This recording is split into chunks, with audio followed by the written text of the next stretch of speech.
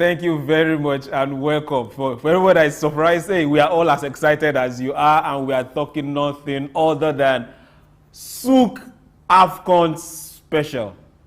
I won't be heading this particular team because I have my guy, Charles, and this is his beat. Charles, over to you. Yeah, welcome everyone. I still have with me the numero uno, and we have Juvie Ofiene. I remain Charles, and welcome to Souq AFCON special. Now we're going to talk about the arrival. Oof, most of our African teams came in grand style. I mean, if you see those attires, yeah, there is something to write home about, for real. We have the attires coming in from the Nigerian squad. We see the elegant representation of our local fabrics, local attires. And we had some nice representations from Ghana as well, and the host country.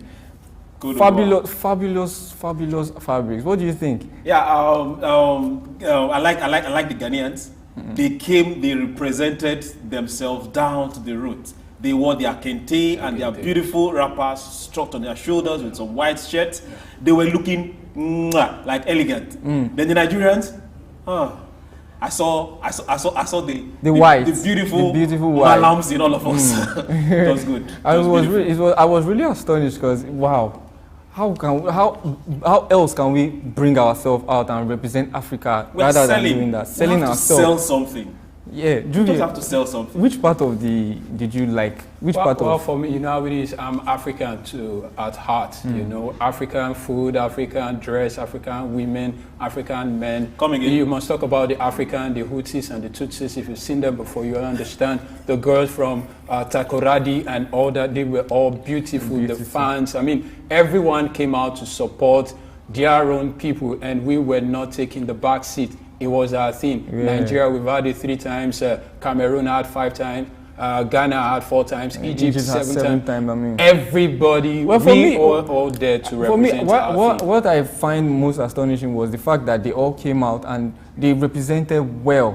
I mean, if the Italians will come to the Euros and they were all dressed in suits, and you will say, this is Italian suits, why can't we do the same? This is our own homegrown attires. I mean, let's represent, let the whole world see what we're capable of doing. I mean, that was so beautiful, and I really like that. So moving on, we'll talk about the opening ceremony. I mean, it was headlined by Yemi Alade, one of our own, African to the world, Nigerian to the world rather. And what can you take home from that? Well, it's good. I'll keep saying it's good, and it's good. They put up a show, and we love the show. From the fireworks to the calisthenics to the music, it was good. Yeah, it was good. And also the presidential speech. Do you have 1 or 2 things you could take away from the presidential speech? Well, for me, it wasn't much from the presidential speech, but rather the fact that Africans have got uniqueness that we need to sell and consistently sell beyond just a tournament coming up and every 2 years or every 4 years. We should be intentional about selling ours. If we're not doing the transatlantic slavery again, let's sell what we've got. We get stuff from Turkey, from Italy. Now we have a culture. We have beauty. Yemi Alade, if we couldn't get, what is this lady's name now from South Africa? Benin, Angelina Kijo. We don't have the Yusundo again. She seemed to be representing the new face of Africa, you know. And so I think it's a beautiful thing, and Africans must be intentional about selling their own product, their own service, their names. We should be intentional about that. And that's the beauty for me. I love the fact that African football is quite different from what you see around the EPL. Before you start hitting African football, Charles, please go to the next one. Well, I still wanted to also talk about the presidential speech and how he also made mention to their evolution from the civil war. You know, when we have 2 warring factions in the community, especially when he was elected president again for the 3rd time, and we could see that the Ivorians have been in a state of perpetual warring, in a state of perpetual war every time, and this as a tool to unite them is what we like about football, is what we like about the game. I mean, you could see over 60-something thousand people in the streets waving the flag. It just gives you a sense of unity and how far they have come from warring to actually sitting down in peace and enjoying the beautiful game of football. I mean, I love to see that, and we also know that football is a tool of unification, and we still see that in our African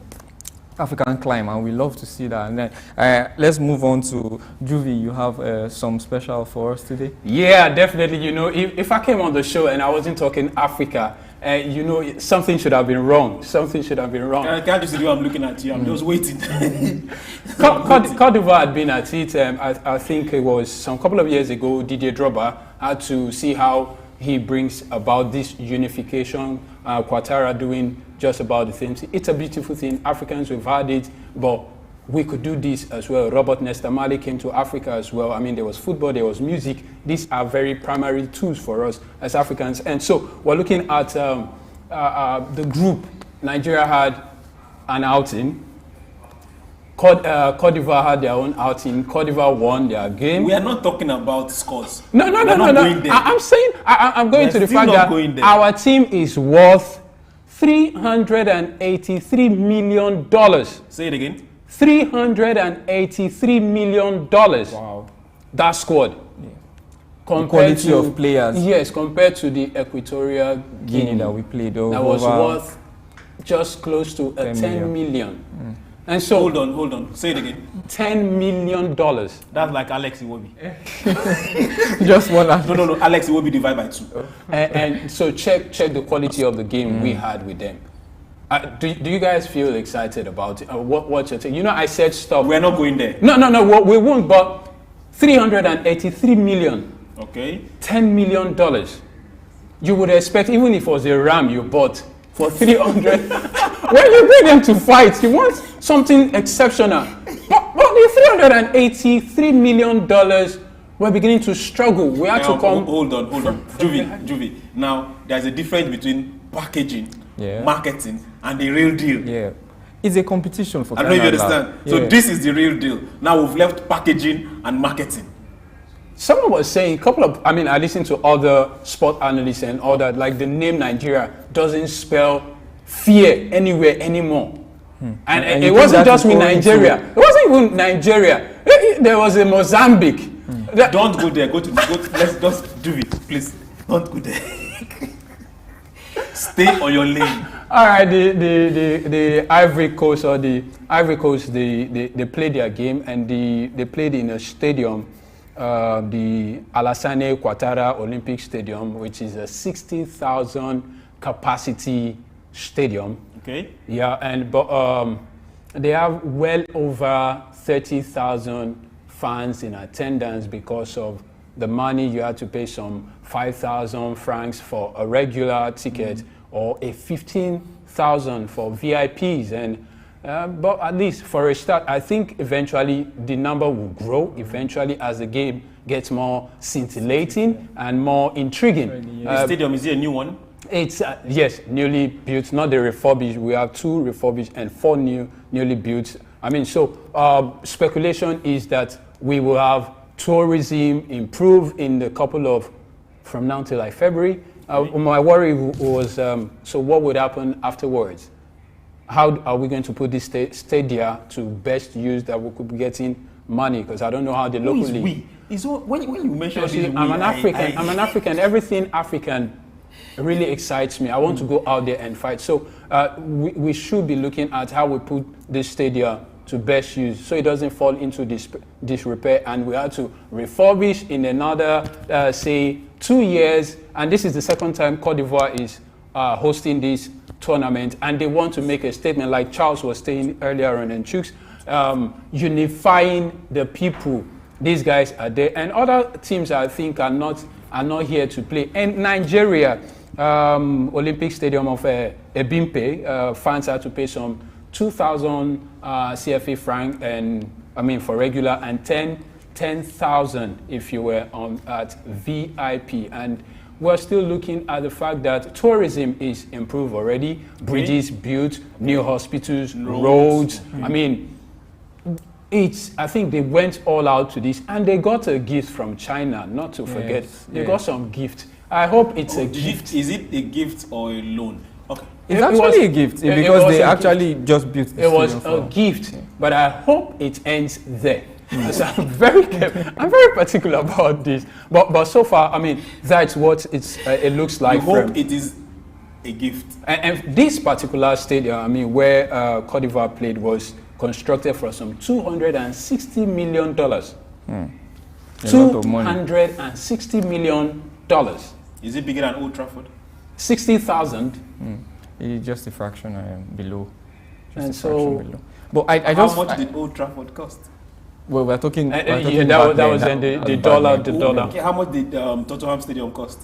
Who has the newest stadium right now? West Ham, right? I think Real Madrid refurbished stadium also was about. Not refurbished. As in brand new stadium. No, it's not a brand new stadium. It was refurbished. I think Real Madrid's brand new stadium, let's call it in your own terms, was over $1 billion. Because is it bigger than the Maracana? It is not, but the infrastructure Yeah, that they put in there. Okay. I mean, you have retractable pitch. You can customize it to play any type of game in the world as it stands. Let's come back to AFCON. Oh. And I hope the worries. We hope this if it eventually rains or subsequently that these things will not start to leak. And you know, there was an issue after it was built that they had a heavy downpour. Yeah. And two certain high commissioners they had lost their job. Lost their jobs, and they had to redecorate the whole pitch and revamp everything again. So for someone like me, I think if our local leagues are doing well, and let's not open this stadium to concerts. Well, to concerts, if we have good concerts, O2 Arena is good, but this is a national stadium. Let's stay on AFCON. AFCON, we are going around. Charles. I told you guys that African football is quite different from what you have in Europe. Yeah. Nigeria went out. Pesero is. But before we go into the matches played, now just our match. Before we go into the your matches take on our own match, we will come to that, Juvie. Welcome back, ladies and gentlemen. It's still Souq Sports, and we are going right into it. I'm going to talk about the sights and the sounds of Cote d'Ivoire and things that happened during the competition in the streets. We have football supporters flooding the streets of Abidjan to the stadium, and we had where the Olympic Stadium was built, and we had where it was hosted, rather, I beg your pardon. It said the Olympic Stadium hosted the opening match of the 34th African Cup of Nations. We had heavy traffic, greeting supporters ahead of the match between the host country and Guinea-Bissau. And also we saw that the Ivorians were very excited that their country was hosting the tournament again after 40 years. Community road from the city of Abidjan to Ebimpe took almost 3 hours instead of the regular 1.5 hours due to heavy traffic. Abidjan Ivory Coast cocktails being named after popular African footballers were seen to be on sale, and we also had street merchants, which are the regular street merchants, draped in samples of orange, white, and green Ivorian flag stacked for sales on their shoulders. I mean, it just goes to speak about the commercial part of every competition being hosted in the African continent, and we also know that obviously business would thrive. So when you have a lot of tourist attractions, you have a lot of people coming into the community to see these games. They have to patronize the locals. You have to patronize the local vendors. You have to patronize the local businesses. I mean, how else do you want to, go about your day if you do not get something or get some things from the local woman selling? You also have women decked in the jersey of the Elephants, the senior men's football team, dancing in the markets. We had wire designs of balls hung as overhead street decorations alongside signs flanking the road and the airports in Abidjan and the city center.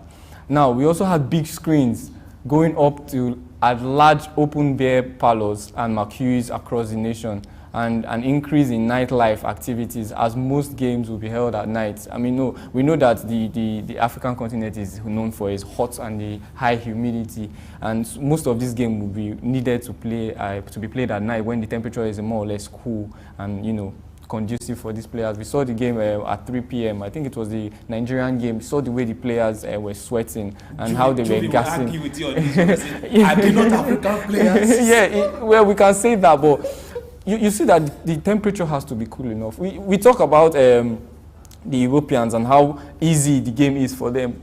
If you play football under cool, controlled weather, you would enjoy it.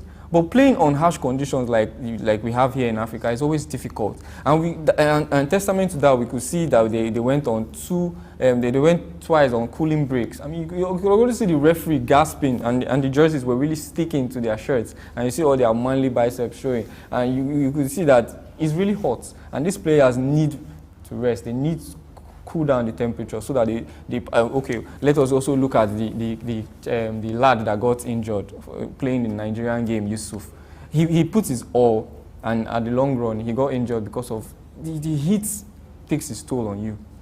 Yes, you are smiling. I agree with you. The humidity there is high, and the sun is also doing its bit because we are very close to the equator on this side of the divide, and we've all gathered in Cote d'Ivoire. And Cote d'Ivoire has to Cote d'Ivoire. It's going to be beautiful. Like very, very beautiful. I love what's happening in the streets of Cote d'Ivoire though. Yeah. Everybody's making bricks business. Yeah.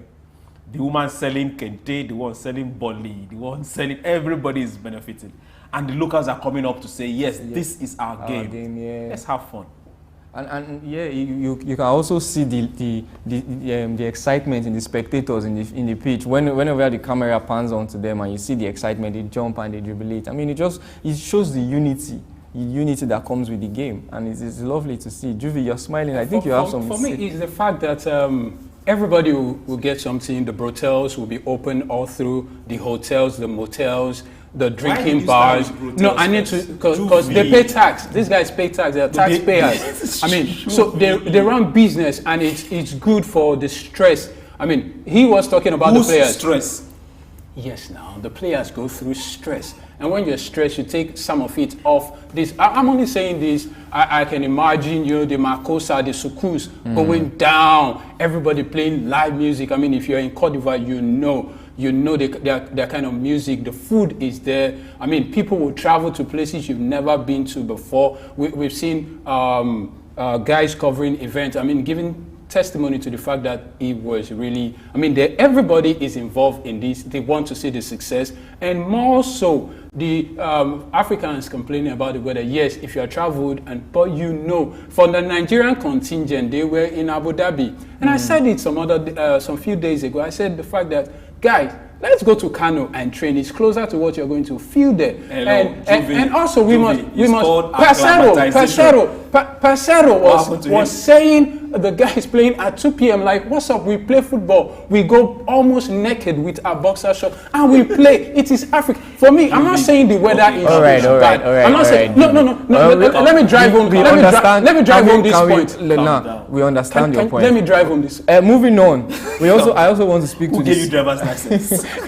I also want to speak to the security aspect, because we have a lot of games being played at night. Okay. And it is very rampant, especially in the African setting, where when the night falls is no, it's not rampant. Well, let's not say rampant. It could happen. Thank you. It could happen, and we can see to the fact that they actually invested in their security. They buffed up the security, and it was also in the president's speech where he said that a lot of money has gone into buffing up their security and making them capable of handling risk. We also saw the fact that in the last AFCON, a few over 100 people were injured in a stampede, and they try to avoid that by orchestrating the security and making sure everything is done orderly. When it's time to leave, everybody leaves through outlets that are designed for exits, and also when it's time to come in, you come in through the channels. But what I wanted to also point out was the security aspect. The security was claimed, or those that were on ground claimed that it was very tight. Everybody moving in orderly fashion and doing their business, just going about their business. Fans exiting the stadiums, they go out as when it is necessary and have fun without fear. Exactly. That just speaks to the fact that security can be achieved in our climate, and if we put our minds to doing it, obviously it can be achieved. And also I think we must give it to the fact that Africans, we might have been portrayed differently, but we are lovers of peace. Yes, lovers of peace. I mean, when it comes to, we are the most hospitable people on the face. But the narrative out there sometimes doesn't look it. But the truth is, from this, yes, the narrative out there looks like, whose narrative in the first place? That's where the issue. The alien press. And also, we need to also make mention of the AFCON village. I mean, it's just recreational centers where fans can go and interact with tourists, can also see history around the AFCON competitions over the years, and see those that have lifted the trophies. I mean, you even get close snaps with the trophy, both the ones that have been passed down from, you know, previous winners, and, you know, just the feel of the whole African thing, and why it's called the Afro competition of the decade, because I would really like to experience that for myself. I heard that. Before you go experiencing that, let's hit. I've been waiting for it. Let's hit the nail on I've the been head, waiting for it. because our time is almost. Yes, I've been waiting for it. All right. Any upset? Well, let us move. No. Let's not talk about Nigeria. We are not breaking. We're not it. going Any on a break. upset? Hold on. We are moving to the matches played. Yes. Right. I know that's the juicy part. We leave the juicy part for the end of. Yes. Now let's talk about the matches played.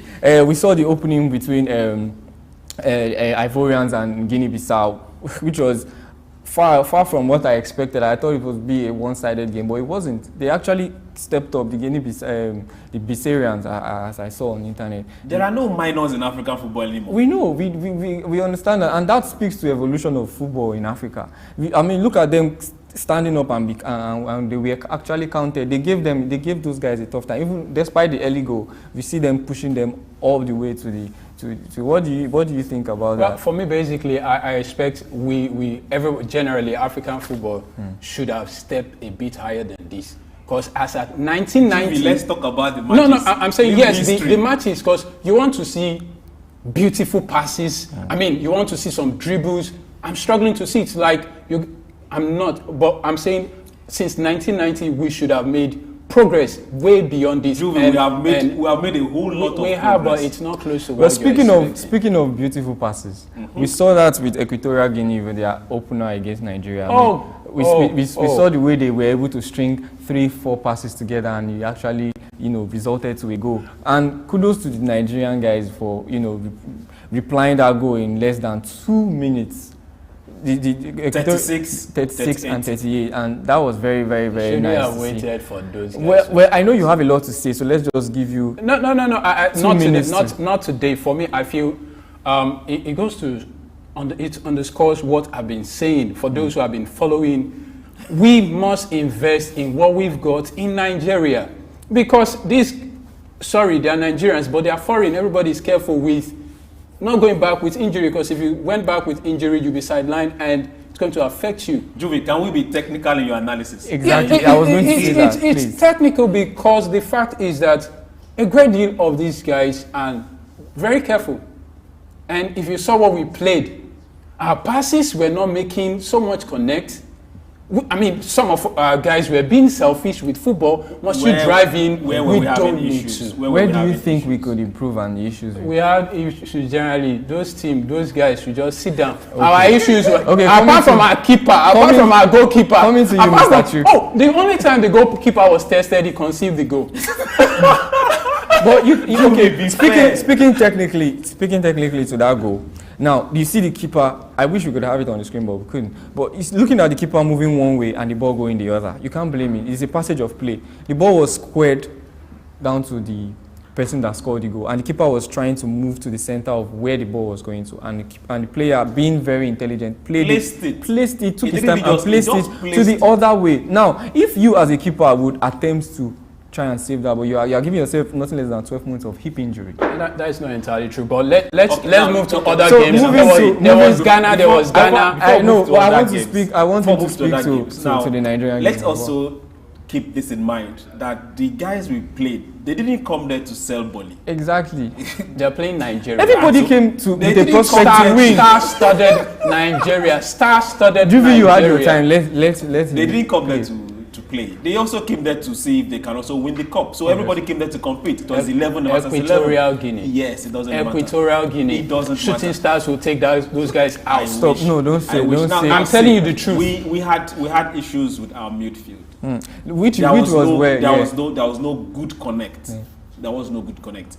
And there was not even anyone holding the ball long enough to distribute. When the squad was called out, we all said it. We all identified where we feel we had issues. We had weakness. And that was what actually happened in long run, because you see that there were a limited number of creative players in that squad.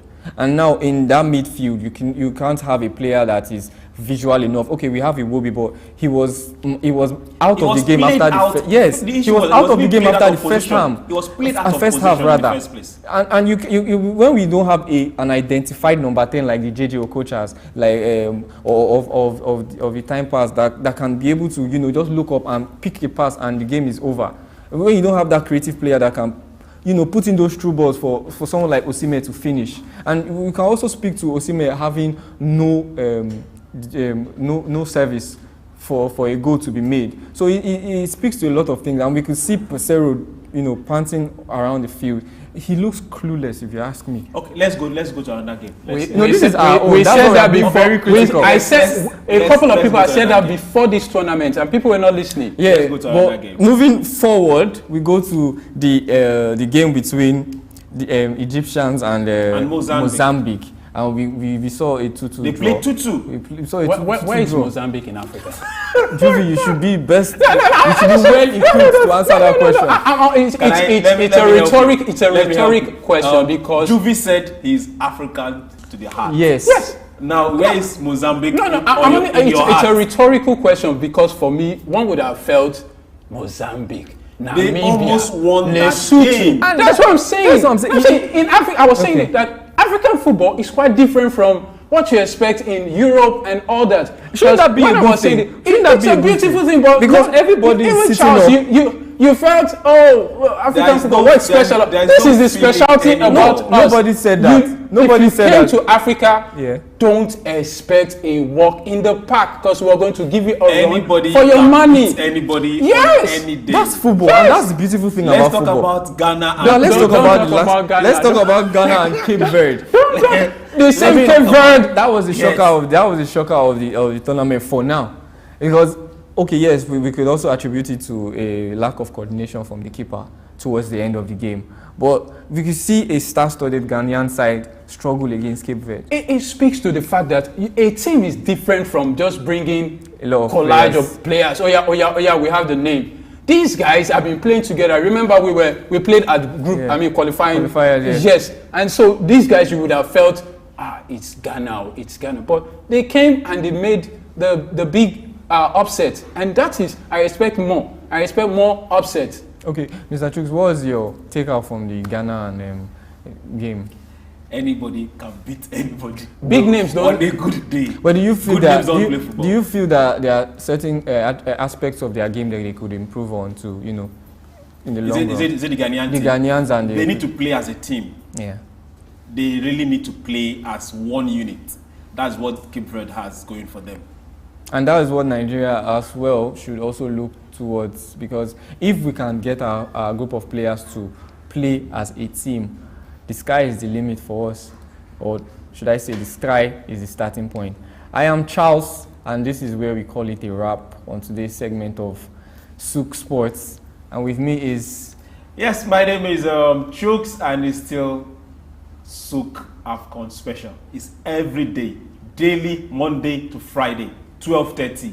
Don't miss a single minute of it. So a final word from you, Jim. All right, from an African to another African, do not forget, we'll be here tomorrow, dishing it out. I'll bring you juicy stuff with the rest of the group. Stay tuned. AFCON is on my mind, and we're going to make this happen. We're making a statement out of this, man. Any team that wins is my team. All right, this is au revoir from us. We see you same station, same time tomorrow. I remain your host, Charles.